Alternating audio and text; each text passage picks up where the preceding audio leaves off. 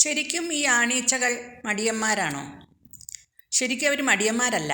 എന്നാന്ന് വെച്ചാൽ അവർക്ക് ഈ പെണ്ണീച്ചകൾക്കുള്ളതുപോലെ തേനെടുക്കാനുള്ള കൊമ്പുകളോ പൂമ്പൊടി ശേഖരിക്കാനുള്ള ബാഗുകളോ ഒന്നും ഇവയുടെ ശരീരത്തിലില്ല. അതുകൊണ്ടാണ് ഇവ ഇങ്ങനെ വീട്ടിലിരിക്കുന്നത്. അവർക്ക് വീട്ടിലിരുന്ന് തന്നെ അവരുടെ കൂട്ടിലിരുന്ന് തന്നെ ഒരു പണി അവർക്ക് എടുക്കാൻ പറ്റില്ല.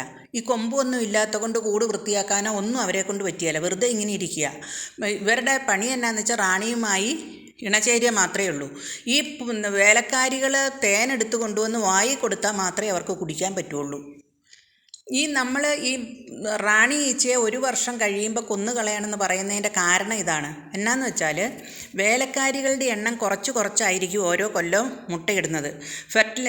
ബീജസങ്കലനം നടന്ന മുട്ട ഓരോ കൊല്ലവും കുറഞ്ഞായിരിക്കും. അന്നേരം അതിനനുസരിച്ച് ആണീച്ചകൾ കൂടും, പെണ്ണീച്ചകൾ കുറയും. അങ്ങനെ വന്നിട്ടുണ്ടെങ്കിൽ ഒരു കൂട്ടിൽ പെണ്ണീച്ചകൾ കുറഞ്ഞു പോയി ജോലി ചെയ്യുന്നവർ കുറഞ്ഞു പോയാൽ വെറുതെ ഇരിക്കുന്നവർ കൂടിയാൽ ആ കൂട് നശിക്കും.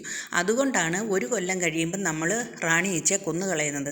അന്നേരം പിന്നെ പുതിയ റാണി വന്നു കഴിഞ്ഞിട്ടുണ്ടെങ്കിൽ ബീജസങ്കലനം നടന്ന മുട്ടയായിരിക്കും അധികം ഇടുക. അന്നേരം വേലക്കാരികൾ അധികം ഉണ്ടാവും, ആണീച്ചകൾ കുറച്ചായിരിക്കും.